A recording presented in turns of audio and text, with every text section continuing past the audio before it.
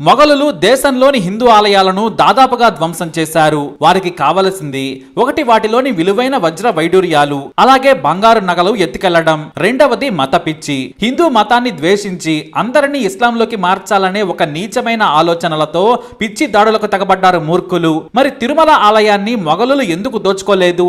ఆ తర్వాత వచ్చిన పోర్చుగీసు వారి నుంచి ఇతర రాజులు తమకు కావలసిన వాటిని పూజారుల నుంచి అడుక్కుని మరీ దోచుకున్నారు. కానీ నాటి పూజారులు స్వామివారి పవిత్రతను కాపాడుతూనే అందులోని విలువైన వస్తువులను మాత్రం ఇచ్చారని చరిత్ర చెబుతోంది. అయితే మొఘలులు మాత్రం రాలేకపోయారట.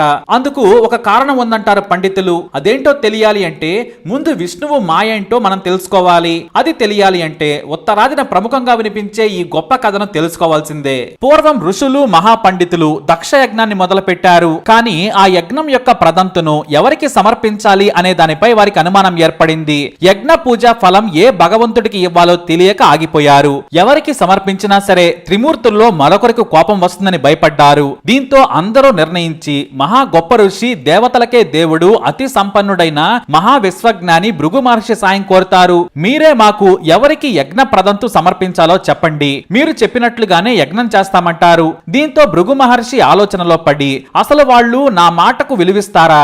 వారిలో ఈ యజ్ఞ ఫలం పొందే అర్హత ఎవరికి ఉంది? ఆ ముగ్గురిలో నా పరీక్షలో ఎవరు గెలుస్తారో అని అహంతో బయలుదేరుతాడు భృగు మహర్షి. ఈ ఋషికి తానే త్రిమూర్తుల కంటే గొప్పవాడిని అనే పొగరుండేది. అలా మొదట బ్రహ్మ దగ్గరకు వెళతాడు. అప్పుడు సరస్వతీ దేవితో కలిసి వేద పాఠాలను చదువుతూ తీక్షణమైన శ్రద్ధలతో పూజలో నిమగ్నమై ఉంటారు. అప్పుడు భృగు మహర్షి ఆగ్రహం చెందుతాడు. నేను వచ్చినా నీకు కళ్ళు కనిపించడం లేదా అని అతని తండ్రిని తోలనాడుతాడు. దీంతో బ్రహ్మకు కూడా కోపం వచ్చి ఆగ్రహం వెళ్ళకక్కుతాడు. భృగు మహర్షి కూడా శాపం విధిస్తాడు. ఇక అక్కడ నుంచి భృగు మహర్షి శివుని దగ్గరకు వెళతాడు. అక్కడ శివుడు కూడా పార్వతితో కలిసి విశ్రాంతి సేవలో ఉంటాడు. తనను చూడలేదని భృగు మహర్షి ఏకంగా శివుడికి కూడా ఆగ్రహం రుచి చూపిస్తాడు.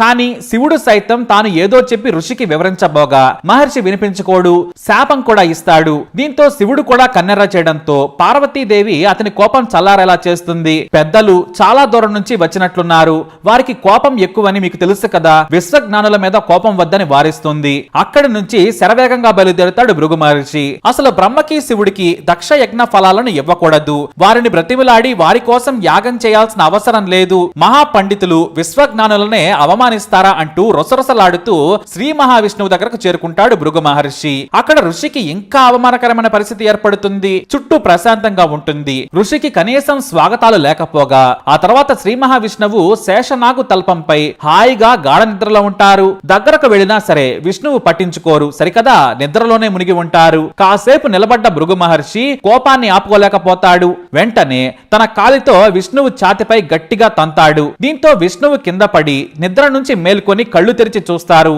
ఎదురుగా భృగు మహర్షి కోపంతో చూస్తూ కూర్చుంటాడు. మీరు ఎప్పుడు వచ్చారు స్వామి? మీ రాకను నేను గమనించలేదు. మీరు నన్ను గట్టిగా తన్నారు. మీ కాలికి గాయం ఏమైనా అయిందా స్వామి? ఒకసారి మీ కాలు ఇవ్వండి చూస్తానని చెప్పి కింద కూర్చునే భృగు మహర్షి కాలుకు మర్దన చేస్తూ ఉంటారు శ్రీ మహావిష్ణువు. ఆ తర్వాత కుడికాలు పాదం కింద ఉన్న మూడవ కన్నును తొలగిస్తారు. దానివల్లే భృగు మహర్షి పొగరు అహంకారంతో ఉంటారు. తానే తెలివైన వాడిననే గర్వంతో తిరుగుతూ ఉంటాడు. కానీ శ్రీ మహావిష్ణువు దానినే తొలగిస్తారు. దీంతో ఒక్కసారిగా విష్ణువును చూసి అవమానంతో లేచి నిలబడతాడు భృగు మహర్షి. నన్ను క్షమించు స్వామి, చేయకూడని పాపం చేశాను. ఎన్నాళ్లు గర్వంతో బ్రహ్మ శివులను కూడా తొలనాడాను. వారి ముందు నేను ఎంత?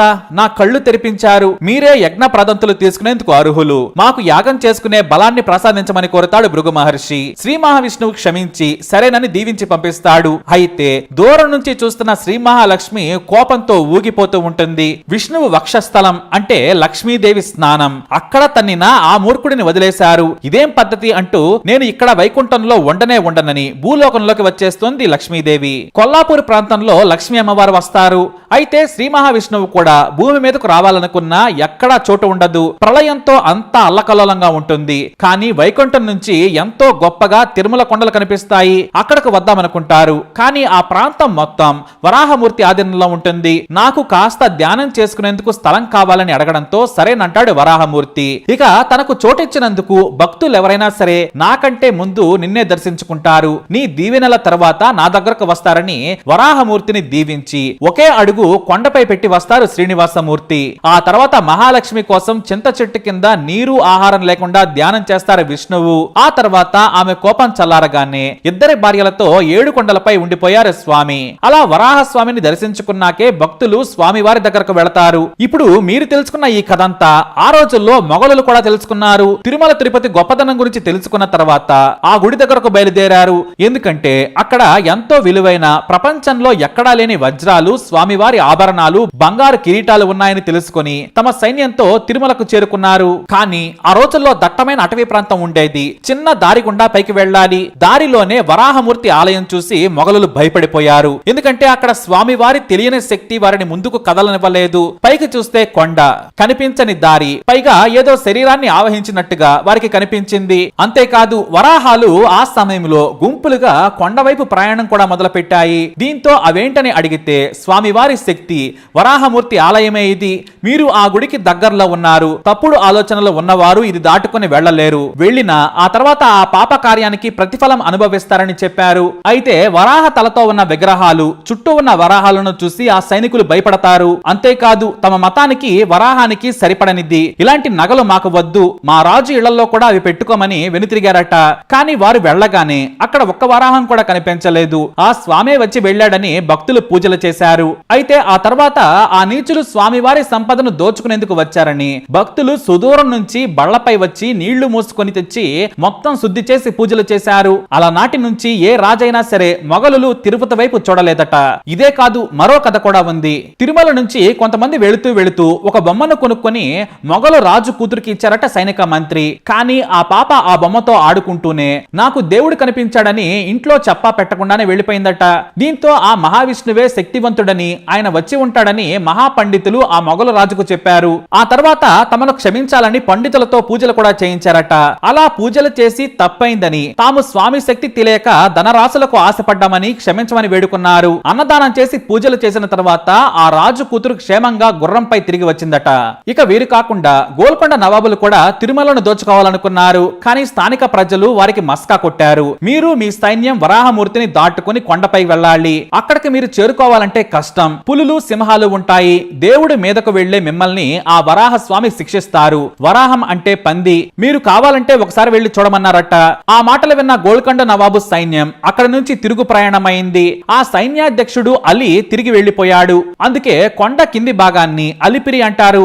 ఆ పేరు అందుకే వచ్చింది. అంటే అలీ తిరిగి వెళ్లిపోయాడని అర్థం. ఆ తర్వాత చంద్రగిరి కోట నుంచి దాడి చేయాలనుకున్న పండితులు, అర్చకులు అలీ సైన్యంతో చర్చలు జరిపారు. మీకు నెలకు కొంత సొమ్మిస్తాం, మా స్వామి వారిని అపవిత్రం చేయొద్దు, మీరు దాడి చేస్తామన్నా చెయ్యలేరు, వేలాది మంది భక్తులు ఇప్పటికే కొండపై ఉన్నారు, వాళ్ళు పైనుంచి దాడి చేస్తే మీరు పులులు, సింహాలు, అడవి పందులకు ఆహారం అవుతారు, మీరు శిస్తు మాదిరిగా తీసుకోండి, ఈ స్వామివారి శక్తి మీకు తెలియనిది కాదు, ఎవరు దూషించినా తెగబడ్డా బతికి బట్టకట్టలేదు, మొగలులే నిలబడలేదు, మీరంతా అని స్వామి శిక్ష గురించి చెప్పడంతో భయపడి మీరు ఎంత ఇచ్చినా మాకు సమ్మతమే అంటూ వెళ్లిపోయారు. అలా మొగలులు ముస్లిం రాజుల దాడుల నుంచి తిరుమల చెక్కు చెదరకుండా నిలబడింది. ఇదంతా కూడా ఆ వెంకటేశ్వర స్వామి మహిమే. మరి ఈ స్టోరీపై మీకు తెలిసింది కూడా తప్పకుండా కమెంట్ ద్వారా తెలియజేయండి. వీడియోని లైక్ చేయండి, షేర్ చేయండి, మా ఛానల్ని సబ్స్క్రైబ్ చేసుకోండి.